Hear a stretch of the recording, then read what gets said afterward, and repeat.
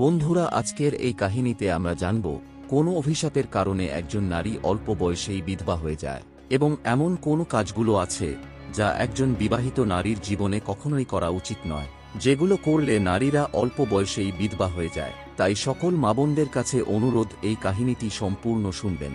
কিন্তু তার আগে আপনারা যদি আমার চ্যানেলে প্রথমবার এসে থাকেন তাহলে ভিডিওটাতে একটা লাইক দিয়ে চ্যানেলটিকে সাবস্ক্রাইব করে দিন, আর কমেন্ট বক্সে বলে যান আপনারা কে কোথা থেকে এই ভিডিওটা দেখছেন। একবার ভগবান শ্রীরাম বনবাসের সময় নিজের কুটিরে বসে বিশ্রাম করছিলেন। তখন মাতা সীতা ভগবান শ্রীরামকে জিজ্ঞেস করলেন, স্বামী, একজন নারী কোন পাপের কারণে অল্প বয়সেই বিধবা হয়ে যায়? তখন ভগবান রাম বলেন, দেবী সীতা, আজ হঠাৎ করে তুমি আমাকে এই প্রশ্ন কেন জিজ্ঞেস করছো? তখন মাতা সীতা বলেন, প্রভু, আজ যখন আমি পূজার জন্য ফুল তুলতে গিয়েছিলাম তখন আমি কিছু নারীকে দেখেছিলাম, কিন্তু তাদের মধ্যে একজন নারী বিধবা হয়ে গেছে। এই দৃশ্য দেখে আমার মনে কিছু প্রশ্ন উঠেছে। এইভাবে মাতা সীতার কথা শুনে ভগবান রাম বলেন, তাহলে দেবী শোনো, আমি তোমাকে এই সমস্ত প্রশ্নের উত্তর একটি কাহিনীর মাধ্যমে দিতে চাই। এই কাহিনীটি খুব মনোযোগ দিয়ে শোনো। প্রথমে আমি তোমাকে সেই নারীর গল্প শোনাতে চাই যে সুহাগিনী হয়ে সুখে জীবন যাপন করছে। আর তুমি যে সুহাগিনী নারীর কথা বলছো সে আর কেউ নয়, কৌশল নগরের এক দাসের স্ত্রী। আর সেই দাস তার স্ত্রীর উপর সম্পূর্ণ বিশ্বাস রাখে যে তার স্ত্রী একজন চরিত্রবান এবং পতিব্রতা নারী। সে নগরের সকলের কাছে তার স্ত্রীর প্রশংসা করে এবং তার সঙ্গীদের কাছে নিজের স্ত্রীর গুণগান করে থাকে। ধীরে ধীরে এই কথা রাজ দরবারেও পৌঁছে গেল। এই কথা শুনে রাজা তার সেই দাসকে ডেকে পাঠালেন এবং বললেন, তুমি সবার কাছে বলো যে তোমার স্ত্রী একজন পতিব্রতা নারী। সত্যিই কি তোমার স্ত্রী এমন? আর তোমার কি সম্পূর্ণ বিশ্বাস আছে যে তোমার স্ত্রী একজন পতিব্রতা নারী আর তোমার ছাড়া অন্য কোনো পরপুরুষের দিকে সে চোখ তুলে তাকায় না? এই কথার কোনো প্রমাণ কি তোমার কাছে আছে? রাজার এই কথা শুনে সেই দাস বলল, মহারাজ, আমার স্ত্রীর উপর আমার সম্পূর্ণ বিশ্বাস আছে। সে একজন পতিব্রতা নারী এবং আমায় ছাড়া সে অন্য কোনো পুরুষের দিকে তাকায় না। দাসের এই কথা শুনে রাজার এক মন্ত্রী বললেন, আমি ক্ষমা চাইছি মহারাজ, এমনটা কিভাবে সম্ভব যে একজন নারী অন্য কোনো পুরুষের দিকে তাকাবে না? এটা তো অসম্ভব। এরপর মন্ত্রী বললেন, মহারাজ, যদি আমি আপনাদের এই কথাকে ভুল প্রমাণ করে দিই এবং তার স্ত্রীর পতিব্রতা ধর্ম নষ্ট করে দিই তাহলে তাকে কি শাস্তি দেওয়া হবে? তখন দাস বলল, মহারাজ, যদি মহামন্ত্রী আমার স্ত্রীর পতিব্রতা ধর্ম নষ্ট করে দেন তাহলে আপনি আমাকে ফাঁসির শাস্তি দিন, আর যদি মহামন্ত্রী আমার স্ত্রীর পতিব্রতা ধর্ম ভঙ্গ করতে না পারেন তাহলে তাকেও কিছু শাস্তি দেওয়া উচিত। দাসের এই কথা শুনে রাজা বললেন, মন্ত্রীরও ফাঁসির শাস্তি দেওয়া হবে। মন্ত্রী এই কথা মেনে নিলেন এবং দাসকে বললেন, আমি তোমার স্ত্রীর কাছ থেকে একটা বস্তু নিয়ে আসব যাতে তুমি বিশ্বাস করবে আমি তোমার স্ত্রীর পতিব্রতা ধর্ম ভঙ্গ করে দিয়েছি। তখন দাস বলল, মন্ত্রীজি, আমার বিয়ের সময় আমার স্ত্রী আমাকে পণের মধ্যে একটি মাটির হাঁড়ি এবং একটি কাতার ছুরি দিয়েছিল। এই দুটো জিনিস আমার স্ত্রী খুব যত্ন করে রেখে দিয়েছে। যদি তুমি এই দুটো জিনিস আমার স্ত্রীর কাছ থেকে এনে আমাকে দেখাতে পারো তাহলে আমি মেনে নেব মন্ত্রীজি আমার স্ত্রীর পতিব্রতা ধর্ম নষ্ট করে দিয়েছেন। তখন মন্ত্রী দাসের এই শর্ত মেনে নিলেন এবং নগরে গিয়ে এক জাদু টোনা জানা এক নারীর সঙ্গে দেখা করলেন। যেই কাজ কেউ করতে পারত না সেই কাজ ওই জাদু টোনা নারী করে দিত। এরপর মন্ত্রী তাকে সমস্ত ঘটনা খুলে বলল এবং বলল, যেভাবেই হোক তুমি ওই দাসের স্ত্রীর সঙ্গে আমার সম্পর্ক স্থাপন করিয়ে দাও। এর বদলে তোমাকে যত ধন চাই তত দিতে আমি প্রস্তুত।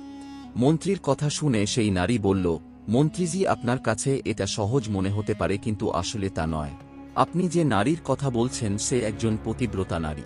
তার না কোন ধরনের লোভ আছে না কোনো জিনিসের লালসা। আপনি কি মনে করেন সে আপনাকে মাটির হাঁড়ি আর কাতার দিয়ে দেবে? তখন মন্ত্রী ভয় পেয়ে বলল, যদি তুমি আমার সঙ্গে তার সম্পর্ক করাতে না পারো তাহলে আরেকটা কাজ করো, তার বাড়িতে গিয়ে তার মাটির হাঁড়ি আর কাতার চুরি করে আমাকে দাও, আর তার স্ত্রীর উরুর কাছে যদি কোনো চিহ্ন থাকে সেটাও দেখে আমাকে জানাও। তারপর আমি তোমাকে মুখ চাওয়া পুরস্কার দেব। শুধু তুমি আমার এই কাজটা করে দাও। মন্ত্রীর এই কথা শুনে জাদুটোনা জানা নারীর মনে ধনের লোভ জেগে উঠল এবং সে বলল, ঠিক আছে, আমি তোমার কাজ করব, তবে আমাকে মুখ চাওয়া ধন দিতে হবে। মন্ত্রী রাজি হল। এরপর সেই নারী বেশভূষা পরিবর্তন করে দাসের বাড়িতে গেল এবং তার স্ত্রীকে বলল, মেয়ে, আমি তোমার স্বামীর পিসি, অনেক বছর পর এসেছি। এইভাবে সেই নারী দাসের বাড়িতে পিসি সেজে থাকতে শুরু করল। দাসের স্ত্রী তাকে সত্যিই পিসি ভেবে অনেক আদর সম্মান দিল, কিন্তু সে জানত না যে এই নারীকে মন্ত্রী তার সঙ্গে প্রতারণা করার উদ্দেশ্যে পাঠিয়েছে। একদিন দাসের স্ত্রী স্নান করতে স্নান ঘরে গেল কিছুক্ষণ পর সেই নারীও সেখানে গিয়ে তার কোমর মালিশ করতে লাগল। সেই পতিব্রতা নারী অনেকবার মানা করলেও সে শোনেনি এবং বলল, তুমি আমার মেয়ের থেকেও বেশি প্রিয়, তাই মানা করো না। অনেক দিন পর আমাদের দেখা হয়েছে। এইভাবে সে কথার জালে তাকে ফাঁসাতে লাগল এবং সুযোগ বুঝে দেখল যে তার উরুর কাছে একটি তিল আছে, যা দেখে তার কাজ সম্পূর্ণ হয়ে গেল। স্নানের পর দাসের স্ত্রী যখন ঘরের অন্য কাজে ব্যস্ত হয়ে পড়ল, তখন সেই নারী মাটির হাঁড়ি ও কাতার চুরি করার সুযোগ পেয়ে গেল এবং সেগুলো চুরি করে নিয়ে সেখান থেকে পালিয়ে গেল। এরপর সে সরাসরি মন্ত্রীর কাছে গিয়ে হাঁড়ি ও কাতার দিয়ে দিল এবং দাসের স্ত্রীর উরুর তিলের কথাও জানিয়ে দিল। মন্ত্রী সেই হাঁড়ি ও কাতার নিয়ে সোজা রাজ দরবারে গিয়ে বলল, মহারাজ, আমি দাসের স্ত্রীর সঙ্গে 2 দিন কাটিয়ে এসেছি, আর এই মাটির হাঁড়ি ও কাতার সে আমাকে দিয়েছে। এরপর দাসের স্ত্রীর প্রতি বিশ্বাস ভেঙে রাজা দাসের ফাঁসির আদেশ দেয়। কিন্তু দাস বলল, মহারাজ, আমার শেষ ইচ্ছা, আমি শেষবারের মতো আমার স্ত্রীর সঙ্গে দেখা করতে চাই। রাজা অনুমতি দিলে দাস বাড়ি গিয়ে তার স্ত্রীকে বলে, আমি তোমার উপর বিশ্বাস রাজার সামনে রেখেছিলাম। আমার স্ত্রীর ধর্ম কেউ নষ্ট করতে পারবে না, আর যদি পারে তাহলে আমাকে ফাঁসি দেওয়া হবে। কিন্তু তুমি তা নষ্ট করে দিলে। এখন আমাকে একদিনের মধ্যে ফাঁসি দেওয়া হবে। তুমি আমার সঙ্গে বিশ্বাসঘাতকতা করেছ। আমি তোমার উপর বিশ্বাস করে তোমাকে বাড়িতে রেখে গিয়েছিলাম। দাসের কথা শুনে তার স্ত্রী তাকে সেই নারীর কথা জানাল। তার পিসি সেজে তাদের বাড়িতে যে এসেছিল। কিন্তু দাস তার স্ত্রীকে বিশ্বাস না করে রাজার দরবারে চলে আসে। এরপর কোন কারণে রাজা দাসের ফাঁসির সাজা কিছুদিনের জন্য স্থগিত রেখে তাকে কারাগারে পাঠাল। নিজের স্বামীকে নির্দোষ প্রমাণ করার জন্য দাসের স্ত্রী নাচ গানের নারীর বেশে রাজদরবারে উপস্থিত হল এবং রাজার সামনে সে নাচতে শুরু করল। রাজা ওই নারীর নাচ দেখে পুরো মুগ্ধ হয়ে যায়। রাজা তখন বলে, আমি তোমার নাচে খুব খুশি, তাই তুমি এখন যা চাইবে আমি তাই দেব। নারী তখন বলে, মহারাজ, আপনার এই মন্ত্রী আমার সাথে বিশ্বাসঘাতকতা করেছে, আপনি তাকে ফাঁসি দিন। মন্ত্রী তখন বলে, মহারাজ, আমি তো এনাকে আগে কোনোদিনও দেখিনি, তাহলে আমি কিসের জন্য শাস্তি পাব? দাসীর স্ত্রী তখন বলে, মহারাজ, তুমি যদি আমাকে প্রথমবার দেখে থাকেন তাহলে আমার কাছ থেকে হারিয়ে আর কাতার কিভাবে পেল?